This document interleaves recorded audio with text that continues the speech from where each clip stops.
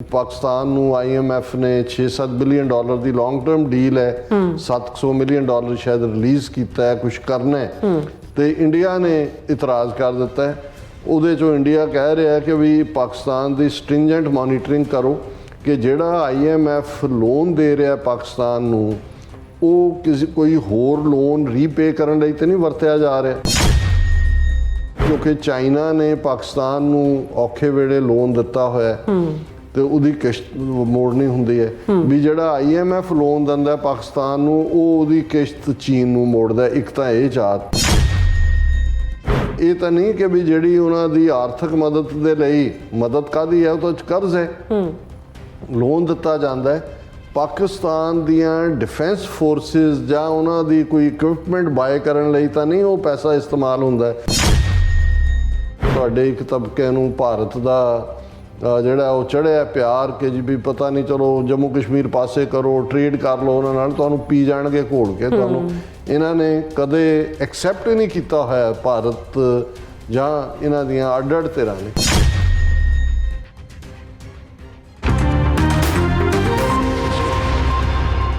ਦਰਸ਼ਕੋ, break ਤੋਂ ਬਾਅਦ ਤੁਹਾਡਾ ਸਭ ਦਾ ਭਰਪੂਰ ਸਵਾਗਤ ਹੈ। ਸੋ ਵੀਅਰਸ, ਗੱਲਬਾਤ ਕਰਾਂਗੇ ਕਿ ਭਾਰਤ ਵੱਲੋਂ ਯੂਨਾਈਟਿਡ ਨੇਸ਼ਨ ਸਮੇਤ ਹਰ ਇੰਟਰਨੈਸ਼ਨਲ ਫੋਰਮ ਤੇ ਪਾਕਿਸਤਾਨ ਨੂੰ ਨੀਵਾਂ ਦਿਖਾਇਆ ਜਾਂਦਾ ਹੈ। ਹੁਣ ਇੱਕ ਕਦਮ ਹੋਰ ਅੱਗੇ ਜਾਂਦਿਆਂ ਭਾਰਤ ਨੇ IMF ਵੱਲੋਂ ਪਾਕਿਸਤਾਨ ਨੂੰ ਦਿੱਤੇ ਜਾ ਰਹੇ ਕਰਜ਼ ਤੇ ਵੀ ਇਤਰਾਜ਼ ਕੀਤਾ ਔਰ ਅਫਸੋਸ ਪਾਕਿਸਤਾਨ ਦੇ ਨੀਤੀ ਘਾੜਿਆਂ ਨੇ ਇਸ ਸੰਬੰਧੀ ਕੁੰਭ ਕਰਨੀ ਨੀਂਦ ਜਿਹੜੀ ਹੈ ਧਾਰਨ ਕੀਤੀ ਹੋਈ ਹੈ। ਸੋ ਇਸ ਬਾਰੇ ਆਪਾਂ ਗੱਲਬਾਤ ਕਰਨ ਜਾ ਰਹੇ ਹਾਂ। ਸੋ ਅਸੀਂ ਚਾਹਾਂਗੇ ਕਿ ਤੁਸੀਂ ਇਸੇ ਤਰ੍ਹਾਂ ਬੜੇ ਰਹਿਣਾ, ਦੇਖਣ ਸੁਣ ਲਿਆਣ ਲਿਖਣ ਲਈ ਤੁਹਾਡਾ ਸਭ ਦਾ ਬਹੁਤ ਬਹੁਤ ਧੰਨਵਾਦ ਜੀ। ਰਾਜ ਸਾਹਿਬ, ਕੀ ਵਿਚਾਰਾਂ ਨੇ?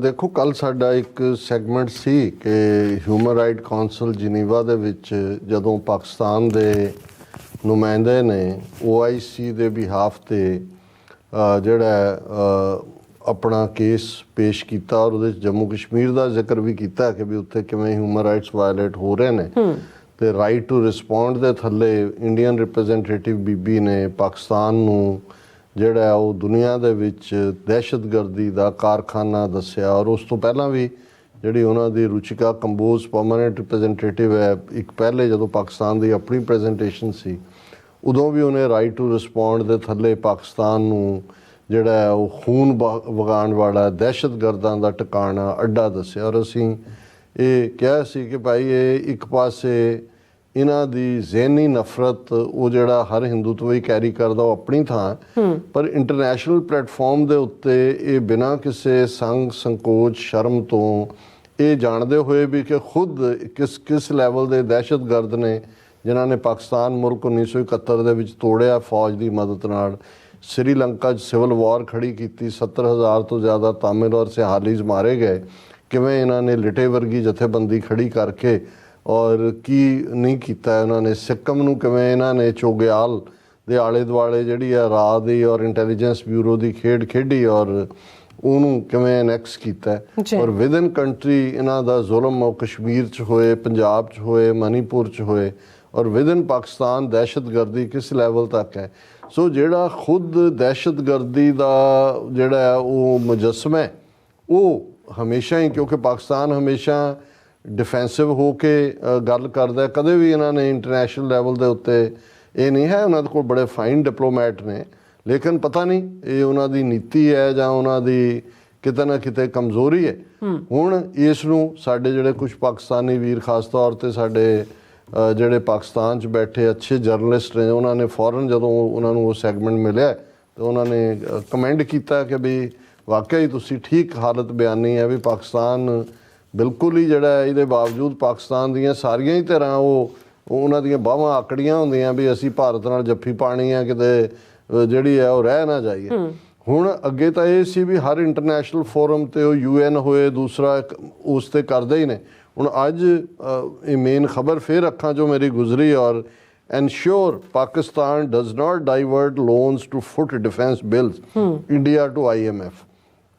ਹੁਣ ਜਦੋਂ IMF ਜਿਹੜੀਆਂ ਦੋ ਵੱਡੀਆਂ ਆਰਗੇਨਾਈਜੇਸ਼ਨ ਜਿਹੜੀਆਂ ਲੋਨ ਦਿੰਦੀਆਂ ਨੇ ਮੁਲਕਾਂ ਨੂੰ, ਬੜੇ ਹਾਈ ਜਿਹੜਾ ਉਹਨਾਂ ਦਾ ਸਟੈਂਡਰਡ ਹੁੰਦਾ ਜਿਹਦੇ 'ਚ ਉਹ ਪੂਰਾ ਜਿਹਨੂੰ ਕਹਿੰਦੇ ਨੇ ਵੀ ਗੋਡੇ ਥੱਲੋਂ ਲੰਘਾਉਂਦੀਆਂ, ਉਹਨਾਂ 'ਚ ਵਰਲਡ ਬੈਂਕ ਹੈ, IMF ਹੈ। ਇਹ ਅਮਰੀਕਨਸ ਦਾ ਜਾਂ western world the in general, America the in particular ਤਰੀਕਾ ਜਿਹਦੇ ਥੱਲੇ ਉਹ ਪੋਲੀਟੀਕਲੀ ਆਪਣਾ ਮੈਸੇਜ ਵੀ ਦਿੰਦੇ ਨੇ ਔਰ ਉਹਨਾਂ ਕੋ ਪੈਸਾ ਦਿੰਦੇ ਨੇ, ਉਹਦਾ ਉਹ ਕਰਜ਼ ਵੀ ਵਾਪਸ ਲੈਂਦੇ ਨੇ। ਹੁਣ ਇਹਦੇ 'ਚ ਕੋਈ ਸ਼ੱਕ ਨਹੀਂ ਹੈ ਕਿ ਪਾਕਿਸਤਾਨ ਕ੍ਰਾਈਸਿਸ ਦੇ ਵਿੱਚ ਹੈ, ਇਕਨੋਮਿਕਲੀ, ਪੋਲੀਟੀਕਲੀ ਤਾਂ ਚਲੋ ਮਾੜੀਆਂ ਚੰਗੀਆਂ ਜੋ ਵੀ ਇਲੈਕਸ਼ਨਾਂ ਹੋਈਆਂ, ਹਾਲਾਂ ਪ੍ਰੋਟੈਸਟ ਵੀ ਹੋ ਰਹੇ ਨੇ। ਸ਼ਾਇਦ 10 ਮਾਰਚ ਨੂੰ ਇਮਰਾਨ ਖਾਨ ਦੀ ਪਾਰਟੀ ਨੇ ਪਾਕਿਸਤਾਨ ਵਾਈਜ਼ ਪ੍ਰੋਟੈਸਟ ਦੀ ਕਾਲ ਦਿੱਤੀ ਹੈ ਕਿ ਜਿਹੜੀਆਂ ਇਲੈਕਸ਼ਨਸ ਨੇ ਉਹ ਰਿਗਡ ਨੇ, ਫੇਅਰ ਨਹੀਂ ਹੋਈਆਂ। ਇਹਦੇ ਨੂੰ ਵੀ ਲੈ ਕੇ ਵੀ ਜਿਹੜੀ ਹੈ ਸੁਸਾਇਟੀ ਦੇ ਵਿੱਚ ਆਪਸੀ ਖਿੱਚੋਤਾਣ ਹੈ। ਪਰ ਦੂਸਰੇ ਪਾਸੇ ਸਭ ਤੋਂ ਵੱਡਾ ਚੈਲੰਜ ਤਾਂ ਅਲਟੀਮੇਟਲੀ ਜਿਹੜਾ ਕਿਸੇ ਵੀ ਮਾਸ਼ਰੇ ਦੀ ਇਕੋਨਮੀ ਹੁੰਦਾ, ਉਸ ਦੀ ਆਰਥਿਕਤਾ ਹੈ, ਉਹਨੂੰ ਕਿਵੇਂ ਚਲਾਉਣਾ ਹੈ।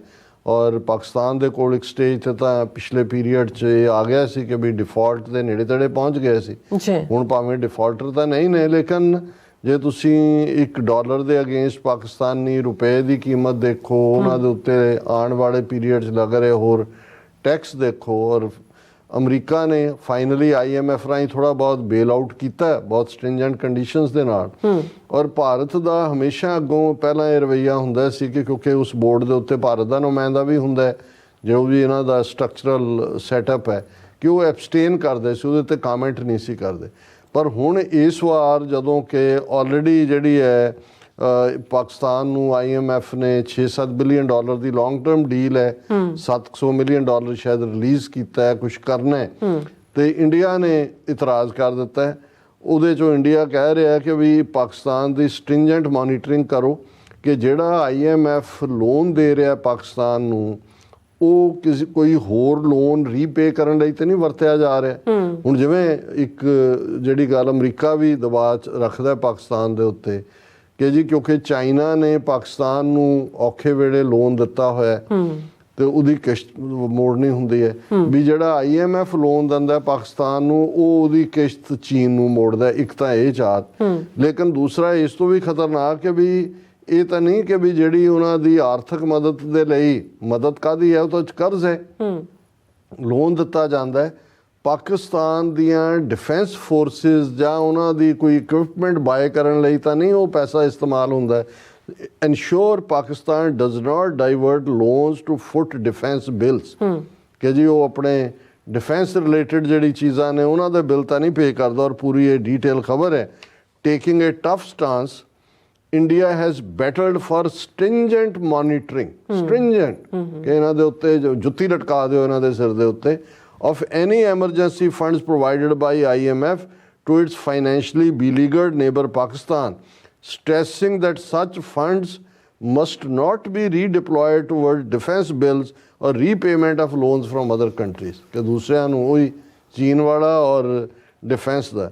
ਔਰ ਇਹ IMF ਦੇ ਐਗਜ਼ੈਕਟਿਵ ਬੋਰਡ ਦੀ ਮੀਟਿੰਗ ਦੇ ਵਿੱਚ ਇੰਡੀਆ ਦਾ ਨੁਮਾਇੰਦਾ ਸੀ ਕ੍ਰਿਸ਼ਨਾ ਮੂਰਤੀ ਸੁਬਰਾਮਨੀਅਨ, ਉਹਨੇ ਜਿਹੜਾ ਹੈ ਕਿਉਂਕਿ ਹੁਣੇ ਹੀ $3 ਬਿਲੀਅਨ ਦੀ ਸ਼ਾਰਟ ਟਰਮ ਅਰੇਂਜਮੈਂਟ ਜਿਹੜਾ ਪਾਕਿਸਤਾਨ ਦੇ ਨਾਲ ਕੀਤਾ ਹੈ, ਔਰ ਉਸ ਦੇ ਉੱਤੇ ਉਹਨੇ ਕਿਹਾ ਕਿ ਜੀ ਅਸੀਂ ਇਹ ਸਟ੍ਰਿੰਜੈਂਟ ਮੋਨੀਟਰਿੰਗ ਦੇ ਹੱਕ 'ਚ ਹੈ। ਮਿਡ ਜਨਵਰੀ ਦੇ ਵਿੱਚ ਜਦੋਂ ਇਹਨਾਂ ਦੀ ਬੋਰਡ ਰਿਵਿਊ ਹੋਈ ਸੀ ਲੋਨ ਦੇ, ਉਦੋਂ ਇੰਡੀਆ ਨੇ ਵੋਟਿੰਗ ਨਹੀਂ ਸੀ ਕੀਤੀ, ਐਬਸਟੇਨ ਕੀਤਾ ਸੀ। ਉਦੋਂ IMF ਨੇ $700 ਮਿਲੀਅਨ ਜਿਹੜਾ ਉਹ ਪਾਕਿਸਤਾਨ ਲਈ ਰਿਲੀਜ਼ ਕੀਤਾ ਸੀ। However this time the Indian government requested Mr. Subramanian to convey to the IMF board the need to put in place checks and balances and ensure a stringent monitoring of Pakistan's utilization of IMF money, ਕਿ ਇਹਨਾਂ ਨੂੰ strictly ਇਹਨਾਂ ਦੇ ਉੱਤੇ monitoring ਕਰੋ ਤਾਂ ਕਿ ਇਹ ਫੰਡ ਜਿਹੜੇ ਨੇ ਹੋਰ ਪਾਸੇ ਨਾ ਜਾਣ। ਔਰ ਇਸ ਤੋਂ ਤੁਸੀਂ ਇਹਨਾਂ ਦੀ ਹੋਸਟਿਲਿਟੀ, ਕਿਉਂਕਿ ਜਦੋਂ ਇਹ ਕਹਿੰਦੇ ਨੇ ਔਰ ਇਹਨਾਂ ਦੇ ਜਦੋਂ ਅਸੀਂ ਕੋਈ ਗੱਲ ਜਿਹੜੀ ਹੈ ਪਾਕਿਸਤਾਨ ਦੇ ਹੱਕ 'ਚ ਜਾਂਦੀ ਹੋਏ ਕਰੀਏ ਤਾਂ ਸਾਨੂੰ ਵੀ ਉਹ ਜਿਹੜੇ ਇਹਨਾਂ ਦੇ ਨਾਲ ਦੀ ਨਾਲ ਬਿਠਾਏ ਹੋਏ ਪੇਡ ਏਜੰਟ ਨੇ ਉਹ ਕਹਿਣਗੇ ਜੀ ਦੇਖੋ ਇਹ ਪ੍ਰੋ ਪਾਕਿਸਤਾਨ ਗੱਲ ਕਰ ਰਹੇ ਨੇ, ਇਹ ਚੈਨਲ ISI ਫੰਡਡ ਹੈ, ਇਹ ਫਲਾਣਾ ਹੈ, ਢਿਮਕਾ ਹੈ।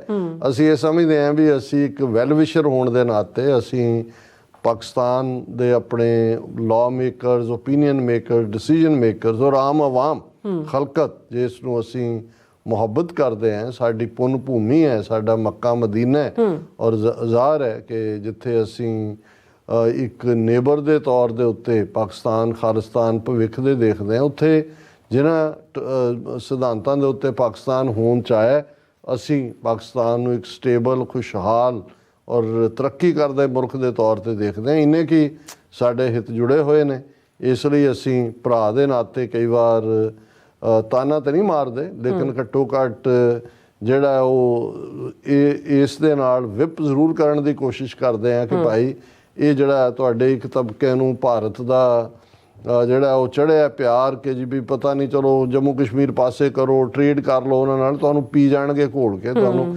ਇਹਨਾਂ ਨੇ ਕਦੇ ਐਕਸੈਪਟ ਹੀ ਨਹੀਂ ਕੀਤਾ ਹੋਇਆ ਭਾਰਤ ਜਾਂ ਇਹਨਾਂ ਦੀਆਂ ਅੱਡ-ਅੱਡ ਧਿਰਾਂ ਨੇ ਕਿਸੇ ਵੀ ਕਿਸਮ ਦਾ, ਨਾ ਇਹਨਾਂ ਨੇ ਕਦੇ ਇਸਲਾਮ ਨੂੰ ਐਕਸੈਪਟ ਕੀਤਾ, ਪਾਕਿਸਤਾਨ ਤਾਂ ਕੀਤਾ ਹੀ ਨਹੀਂ ਹੈ, ਨਾ ਹੀ ਕਦੇ ਇਹਨਾਂ ਨੇ ਸਿੱਖਾਂ ਨੂੰ ਐਕਸੈਪਟ ਜਾਂ ਸਿੱਖੀ ਸਿਧਾਂਤ ਨੂੰ। ਇਹਨਾਂ ਦੇ ਅੰਦਰ ਉਹੀ ਜਿਹੜਾ ਵਿਸ ਹੈ, ਜਿਹੜੀ ਵਿਸ ਰਿੜਕਦੀ ਜੀਭ, ਜਿਹਨੂੰ ਹਰਿੰਦਰ ਸਿੰਘ ਮਹਿਬੂਬ ਨੇ ਕਿਹਾ ਸੀ ਕਿ ਭਾਈ ਫਿਰ ਇਸ ਨਾਗਣ ਦੇ ਵਿਸ ਨੂੰ ਭਸਮ ਕਰਨ ਲਈ ਤੀਰ ਬੇਅੰਤ ਦਾ ਆਇਆ। ਜਦੋਂ ਬੇਅੰਤ ਸਿੰਘ ਸਤਵੰਤ ਸਿੰਘ ਨੇ ਵਿਸ ਉਸ ਜ਼ਹਿਰ ਦੀ ਮਲਕਾ ਨੂੰ, ਜਿਹਦੇ ਅੰਦਰ ਉਹ ਜ਼ਹਿਰ ਜਿਹੜਾ ਸੀ ਉਸ ਨੂੰ ਭਸਮ ਕੀਤਾ, ਇਹਨਾਂ ਨੇ ਕਦੇ ਵੀ ਐਕਸੈਪਟ ਨਹੀਂ ਕੀਤਾ ਹੋਇਆ। ਅਸੀਂ ਤਾਂ ਇਹੀ ਕਹਿ ਸਕਦੇ ਹਾਂ ਕਿ ਭਾਈ ਮੁਲਾਜ਼ਾ ਬਾ ਮੁਲਾਜ਼ਾ ਹੋਸ਼ਿਆਰ ਤੇ ਘੱਟੋ ਘੱਟ ਆਪਣੀਆਂ ਨੀਤੀਆਂ ਬਣਾਓ। ਇਸ ਗੱਲ ਨੂੰ ਤੁਹਾਡੇ ਆਪਣੇ ਮਤਭੇਦ ਨੇ ਔਰ ਅਸੀਂ ਉਹਨਾਂ ਦਾ ਕਦੇ ਹਿੱਸਾ ਨਹੀਂ ਬਣਦੇ, ਪਰ ਇਹ ਪਾਕਿਸਤਾਨ ਇੱਕ ਮੁਲਕ ਜਿਹੜੀ ਤੁਹਾਡੇ ਕਾਇਦ ਮੁਹੰਮਦ ਅਲੀ ਜਿਨ੍ਹਾਂ ਦੀ ਬਹੁਤ ਵੱਡੀ ਗਿਫਟ ਹੈ, ਤੋਹਫਾ ਹੈ। ਜੇ ਤੁਸੀਂ ਇਹਦੀ ਅਹਿਮੀਅਤ ਨੂੰ ਸਮਝਣਾ ਹੈ ਤੇ ਫਿਰ ਜਿਹੜੇ 20 ਕਰੋੜ ਤੁਹਾਡੇ ਹੀ ਹਮ ਮਜ਼ਹਬ ਭਾਰਤ ਦੇ ਨਕਸ਼ੇ ਦੀ ਕੈਦ 'ਚ ਨੇ, ਉਹਨਾਂ ਦਾ ਹਾਲ ਹਸ਼ਰ ਦੇਖੋ, ਫਿਰ ਤੁਹਾਨੂੰ ਲੱਗੇਗਾ ਵੀ ਕਿੰਨੀ ਵੱਡੀ ਨਿਹਮਤ ਹੈ। ਔਰ ਸਿਰ ਜੋੜ ਕੇ ਬੈਠੋ ਆਪਣੇ ਮੁਲਕ ਦੇ ਹਿੱਤਾਂ ਲਈ। ਜਿਹੜਾ ਉਹ ਨਿੱਕੀਆਂ ਮੋਟੀਆਂ ਚੀਜ਼ਾਂ ਔਰ ਜਿਸ ਕਿਸਮ ਦਾ ਕਈ ਵਾਰ ਭੰਡੀ ਪ੍ਰਚਾਰ ਸਾਰੇ ਸੋਸ਼ਲ ਮੀਡੀਆ ਤੇ ਵੀ ਦੇਖਣ ਨੂੰ ਮਿਲਦਾ ਹੈ, ਉਹ ਕਈ ਵਾਰ ਉਹ ਉਦਾਸ ਵੀ ਕਰਦਾ ਸਾਨੂੰ, ਕਿਉਂਕਿ ਅਸੀਂ ਪਾਕਿਸਤਾਨ ਨੂੰ ਜਿਹੜਾ ਉਹ ਬੁਲੰਦੀਆਂ ਦੇ ਉੱਤੇ ਦੇਖਣਾ ਚਾਹੁੰਦੇ ਹਾਂ। ਜੀ ਡਾਕਟਰ ਸਾਹਿਬ, ਤੁਹਾਡਾ ਬਹੁਤ ਬਹੁਤ ਧੰਨਵਾਦ। ਸਾਥ ਲੈਣ ਬ੍ਰੇਕ। ਵਿਊਅਰਸ, ਤੁਸੀਂ ਕਿਤੇ ਨਹੀਂ ਜਾਣਾ, ਮਿਲਦੇ ਆਫਟਰ ਦਿਸ ਸ਼ਾਰਟ ਬ੍ਰੇਕ।